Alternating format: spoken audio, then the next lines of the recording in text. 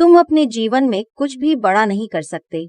Boss ने चिल्लाकर अमित को निकाल दिया। डिग्री पूरा करने के बाद ये अमित का पहला नौकरी था। वह एक मेहनती इंसान था जिसके बहुत सारे सपने थे। अपनी पहली नौकरी खोने के बाद अमित बहुत घबरा गया था, फिर भी उसका आत्मविश्वास प्रबल था क्योंकि अमित अपनी क्षमता को जानता था। उसे दूसरी नौकरी मिल गया और यहाँ बॉस ने पूछा, उन्होंने आपको क्यों निकाल दिया?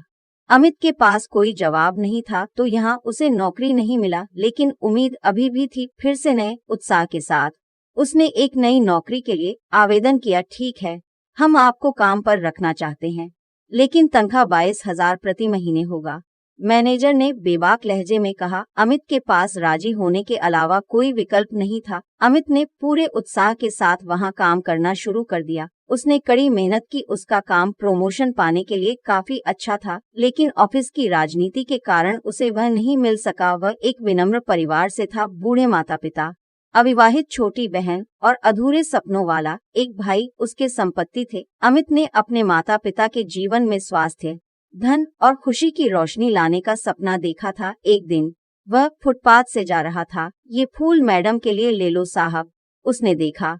छोटी लड़की उन गुलाबों को बेचकर अपने परिवार का भरण पोषण करने के सपने के साथ उसके पास आ रही थी। तुम ये गुलाब यहाँ क्यों बेचती हो? उसने लड़की से पूछा। क्या तुम स्कूल नहीं जाती? मुझे अपने परिवार का भरण पोषण करना है। भूख हमारे लिए एक दुश्मन है।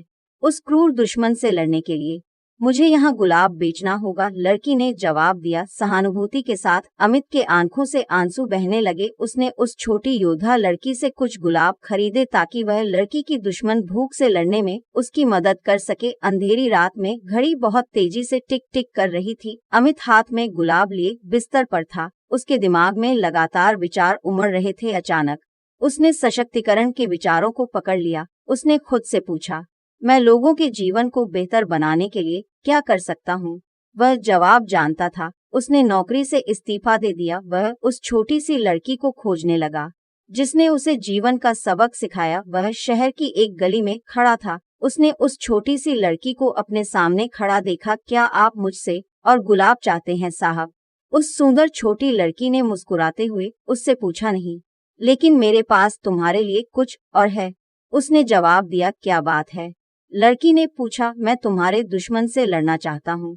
फिर उन्होंने हर जगह से संसाधन एकत्र किए जो वे संभवतः कर सकते थे। फिर उन्होंने भूखे और जरूरतमंद लोगों को खाना खिलाने के लिए एक एनजीओ शुरू किया। उनके जीवन का उद्देश्य सरल भूखों को खाना खिलाना था। उन्होंने अपना करियर और जीवन इस नेक काम के लिए समर्पित कर दिया। जल्द ही वह लोगों में सामाजिक सशक्तिकरण का चेहरा बन गए। उन्होंने हृदयहीन दुश्मन को नष्ट करने के लिए जरूरतमंद लोगों की मदद करके अपने जीवन के उद्देश्य को पूरा किया। उन्होंने ऐसा करके अपार संतुष्टि और संतुष्टि के साथ प्रतिष्ठा अर्जित की और कुछ वर्षों के बाद वह अपने दोस्तों के साथ एक अंतर्राष्ट्रीय कार्यक्रम में मुख्य अतिथि थे। उसके सभी दोस्त सड़कों, झुग्गियों, फुटपाथ, रेलवे स्टेशनों और बस स्टॉप से थे। देश की सबसे मूल्यवान कंपनी के सीईओ उनका स्वागत करने के लिए वहां मौजूद थे। सीईओ ने उनका स्वागत किया और उन्हें गुलदस्ता भेंट किया। क्या तुम मुझे पहचानते हो?